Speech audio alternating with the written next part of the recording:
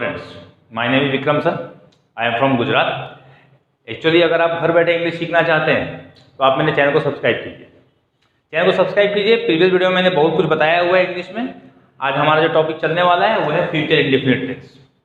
तो हमने क्या देखा कि किसी भी टेंस को जब स्टार्ट करते हैं तो सबसे पहले हमें क्या करना होता है, हमें उसकी आइडेंटिटी को समझना होता है कि किसी हिंदी वाक्य को अगर हम बोल रहे हैं तो किसी भी हिंदी सेंटेंस को बोलते समय उसके आइडेंटिटी वर्ड्स है, लॉजिक वर्ड्स हैं, जिससे हमें ये पता चलता है कि वो प्रेजेंट इंडेफिनिट है, पास्ट इंडेफिनिट है या फ्यूचर इंडेफिनिट या किस टेंस में है।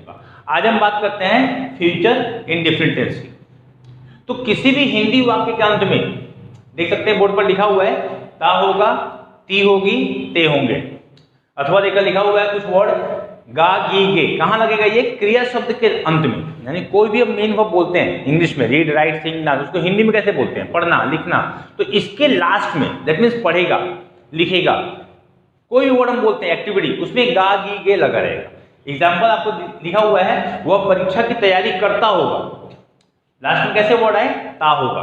आप इसको ऐसे ही बोल सकते हैं वह परीक्षा की तैयारी करेगा, वह परीक्षा की तैयारी करता होगा। ये जो वर्ड आता है लास्ट में ता होगा, इससे क्या पता चलता है? ये हमारी इमेजिनेशन है, हमारी काल्पनिक बातें, हमारी कल्पना है कि वह परीक्षा की तैयारी करता होगा।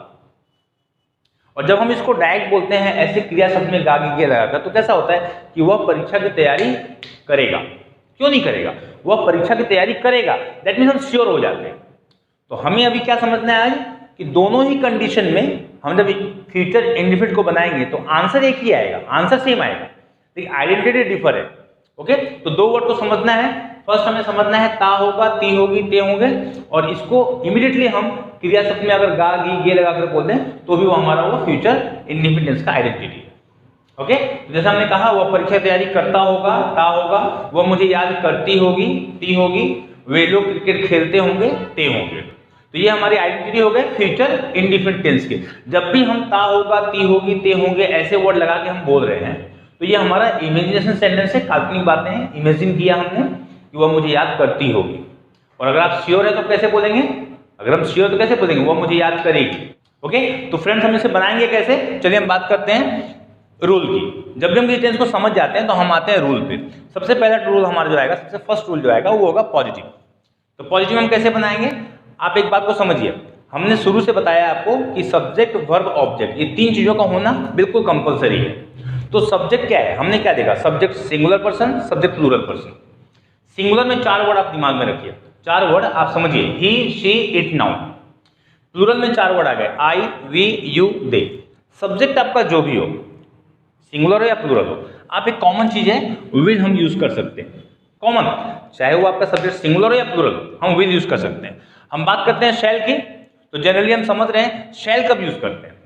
आई और वी के लिए हम शैल यूज करते हैं। आई और वी के लिए हम शैल यूज करते हैं। मैं आपको बता दूं, ऐसी कंडीशंस तो सीखने के लिए बहुत कुछ है हमारे पास, बहुत कुछ बताने के लिए है। मैं आपको बता सकता हूं कि शैल को कहां, कब और कैसे यूज करते हैं। जैसे कि हमने ये बताया कि जितने भी वर्ड्स हैं, जो भी सब्जेक्ट है, आप विल यूज कीजिए, मीनिंग चेंज नहीं होगा, मीनिंग डिफरेंट नहीं होगा। लेकिन आई और वी के साथ ही शैल यूज कीजिए। अगर शैल को किसी और के साथ यूज करते हैं थोड़ा डिफर हो जाता है। वो डिफर कैसा होता है?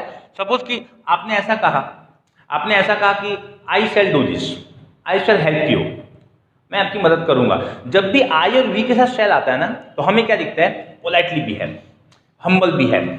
It means one kind of respect, आदर, सम्मान दिखता है जब हम आई और वी के साथ शैल को यूज करते हैं। अगर यही शैल हम चाहें तो ही, शी, इट, यू, दे सबके साथ यूज कर सकते हैं, लेकिन कंडीशंस डिफर हो जाएंगे। अगर आप ही के साथ चाहें तो शैल यूज कर सकते हैं, शी के साथ शैल यूज कर सकते हैं। होता क्या है, हम अगर आई और वी के साथ शैल यूज कर रहे हैं तो हमें one kind of respect, humble behave, politely behave दिखता है, आदर सम्मान दिखता है। लेकिन वही शैल अगर दूसरे किसी सब्जेक्ट के साथ आता है, जैसे हमने कहा कि ही शैल डू दिस, वह इसे करेगा, तो शैल हमने क्यों यूज किया? इसके कंडीशंस क्या आ गए? हमें बोलना है ही विल डू दिस, हमने शैल कहा। क्यों कहा? जब भी दूसरे आई और वी के अलावा जो दूसरे वर्ड्स आते हैं, दूसरे जो सब्जेक्ट आते हैं, अगर उसके साथ आप शैल यूज करते हैं तो एक बात समझिए कि वन काइंड ऑफ ऑर्डर हो गया, वन काइंड ऑफ प्रेशर हो गया, वन काइंड ऑफ फोर्स हो गया, एक तरह का बल, दबाव पूर्वक हम जो बात करते हैं ना, तो हम दूसरे किसी सब्जेक्ट के साथ भी शैल यूज कर सकते हैं। हमने कहा वो इस काम को क्यों नहीं करेगा? करेगा, he shall do this, he shall do this. तो ये हमें सीखना है कि शैल को कब हम कैसे यूज करते हैं। तो जनरली एक बात आप समझ लीजिए कि आई और वी के साथ हम शैल यूज करते हैं। ओके, अगर हम बात करते हैं विल की, तो मैं आपको बता दूं कि विल सबके साथ यूज होता है। विल को यूज करने से मीनिंग चेंज नहीं होते हैं, लेकिन आई और वी के साथ शैल यूज करते हैं, और किसी और वर्ड्स के साथ अगर शैल यूज करते हैं तो मीनिंग थोड़ा डिफर होता है। ओके, फिर क्या करना है, सब्जेक्ट आ गया हमारा, हमने हेल्पिंग वर्ब यूज किया will shall, then V1 means verb first form of the verb, क्रिया का पहला रूप यानी वर्तमान काल का रूप। हम जो भी वर्ड बोलते हैं, रीड, राइट, सिंग, डांस, ये V1 first form of the verb. Okay, तो वो मुझे याद करती होगी। चलो हम इसे बनाते हैं, वो मुझे याद करती होगी। हमने एक सेंटेंस लिखा है बोर्ड पे, वो मुझे याद करती होगी। आपको दिख रहा है टी होगी, कैसे बनाएंगे, वो मुझे याद करती होगी। कौन? वह। इसके लिए हमने सी यूज किया। याद करती होगी, अब याद करना को इंग्लिश में क्या बोलते हैं? मिस। तो हमने जो भी सब्जेक्ट लिखा उसके लिए हेल्पिंग यूज करेंगे विल, सी विल। याद करना मिस, V1 आ गया, सी विल मिस। मुझे, किसे याद करते हो? मुझे, मी, सी विल मिस मी। यहाँ जो भी सेंटेंस आप देख रहे हैं, आप इस फॉर्मेट को ऐसे बनाइए। वह परीक्षा की तैयारी करता होगा, he will prepare for exams. Okay, वह मुझे याद करती होगी, सी विल मिस मी। वे लोग क्रिकेट खेलते होंगे, they will play cricket. Okay, thanks for watching my video.